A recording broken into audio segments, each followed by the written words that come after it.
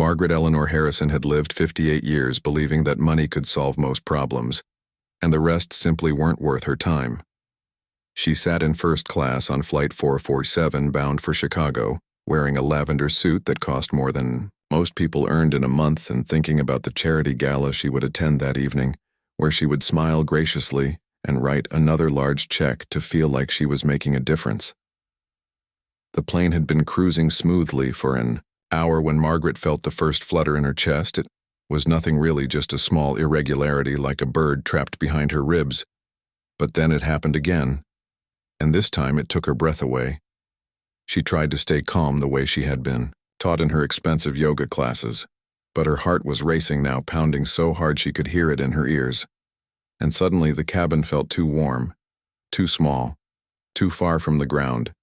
Margaret reached for the call button, but her hand wouldn't cooperate properly. Her fingers felt numb and heavy, and when she tried to speak, the words came out in a whisper that no one could hear over the drone of the engines. The man beside her was absorbed in his laptop and didn't notice when her hand fell limply to her armrest. She wanted to tell him something was wrong, but her throat had tightened and breathing had become work. Real work. The kind she hadn't done in decades. Across the aisle, a businessman glanced up from his phone and their eyes met, for just a moment. But he looked away, thinking she was just another wealthy woman having a bad day, and returned to his screen. Margaret felt herself sliding sideways in her seat, and she couldn't stop it. The world was tilting and darkening at the edges like an old photograph fading in the sun, and she thought with surprising clarity that this was not how she imagined her life would end. Not here. Not like this. Not surrounded by strangers who didn't even see her. Then everything went black. When consciousness flickered back, it came in fragments, voices calling out, movement around her. The cold floor of the aisle pressing against her cheek. Someone was saying her name, but it sounded far away, like they were calling from another room, and she tried to answer, but her mouth wouldn't form the words. A flight attendant appeared above her, face creased with concern, asking questions. Margaret couldn't answer. Is anyone here a doctor? Please, we need help. The announcement echoed through the cabin, and passengers craned their necks to see what was happening. But no one moved from their seats. No one wanted to get involved. Everyone had somewhere to be. Something important, waiting for them on the ground. Margaret felt tears slide down her temples, not from pain, exactly, but from the loneliness of it all. After all these years of important meetings and expensive dinners and carefully curated friendships, she was lying on an airplane floor, and no one really cared. That's when she felt different hands on her, wrist smaller hands, younger hands, hands that were trembling slightly but held on with gentle determination. A young voice spoke close to her ear, and there was something in it that cut through the fog. Ma'am, can you hear me? My name is David, and I'm going to stay right here with you. You're not alone. Margaret managed to open her eyes and found herself looking up at a boy who couldn't have been more than 17. He had kind eyes, and his green uniform marked him as part of the cleaning crew. The lowest rung on the airline ladder. Someone most passengers never even noticed. But he was kneeling beside her on that narrow aisle, and he looked at her like she mattered, like she was someone's mother or grandmother, like she was human. David kept his fingers on her pulse, and with his other hand he gently touched her shoulder. Your heart is racing, he said softly, but you're breathing, and that's good. Just keep breathing with me. Okay, in and out, nice and slow. He demonstrated, taking long, deliberate breaths, and Margaret found herself trying to match his rhythm. The flight attendant was on the phone with ground medical support, rattling off information while another crew member brought an oxygen tank, but David never let go of Margaret's wrist. He stayed there, on his knees, talking to her in that calm, steady voice. My grandmother had heart troubles, he told her. I used to sit with her during the bad spells. She taught me that fear makes everything worse. So we'd play this game where we'd think of peaceful things. Would you like to try that? Margaret managed the smallest nod. Okay, David said, and his voice took on a storytelling quality. I'm thinking of the lake near where I grew up. It's early morning and the water is so still, it looks like glass. There's mist rising up and the sun is just starting to break through the trees. You can hear birds waking up and smell the pine needles, and everything is quiet. So quiet, just you and the water, and the new day. As he spoke, Margaret felt something shift inside her. The panic began to recede, not because the danger had passed, but because this boy she didn't know had chosen to see her, to be present with her, to offer comfort when no one else would.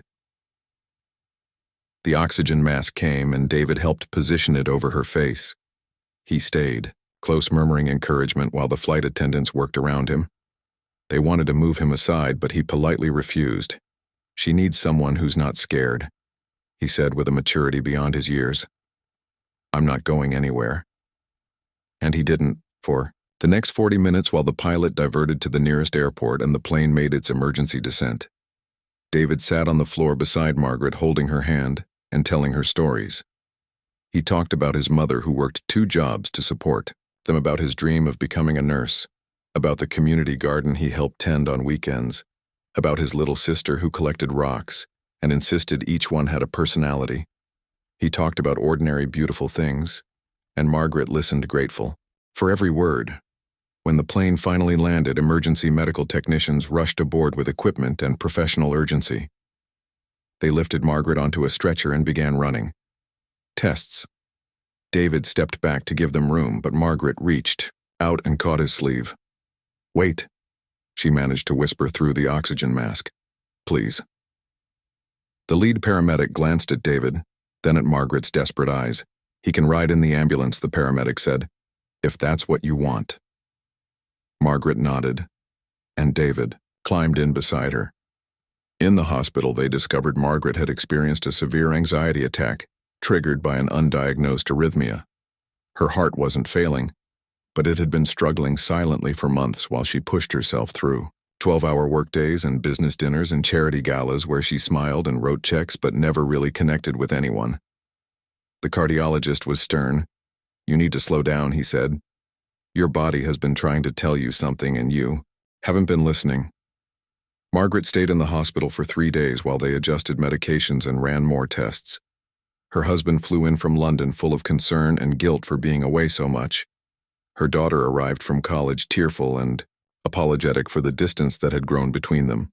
Friends sent flowers and cards, but Margaret found herself thinking most about the boy who had held her hand. On the second day, she asked her assistant to find him. It took some doing because David hadn't left his name with the airline. He'd simply melted back into his duties once the paramedics took over. But Margaret's resources were considerable, and within 24 hours, her assistant had tracked him down. David Martinez, age 17, junior, at Lincoln High School, part-time employee, with the airline cleaning service, honor roll student, volunteer at the community center. Raised by a single mother, planning to study nursing, if he could scrape together enough scholarship money. Margaret read the file and felt something she hadn't felt in years, a sense of purpose that had nothing to do with boardrooms or bottom lines. When she was released from the hospital, she didn't go straight home. Instead, she had her driver take her to the airport to the employee break room where David was eating lunch between shifts. He looked up in surprise when Margaret walked in, dressed simply now in jeans and a sweater. She must have looked different without the lavender suit and the first-class hauteur, because it took him a moment to recognize her. "Ma'am," he said, standing quickly. "Are you okay?" "I'm okay," Margaret said, and her voice was warm. "Thanks to you. I just wanted to thank you properly. You didn't have to do that," David said, looking embarrassed.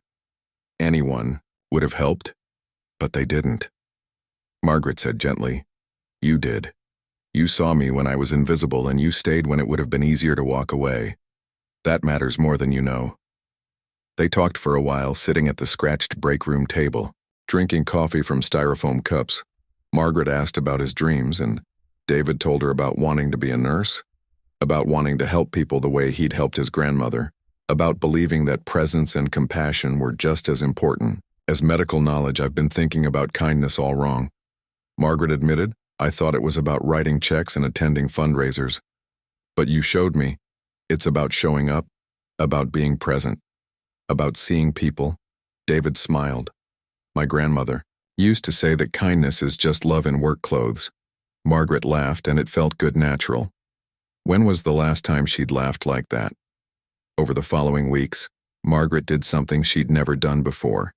She got involved. really involved. Not just with money, but with her time and attention. She set up a scholarship fund for students like David Young, people who wanted to go into caregiving professions. But more than that, she volunteered at the hospital, started visiting patients who had no family nearby, sat with them the way David had sat with her. Her husband was surprised by the change.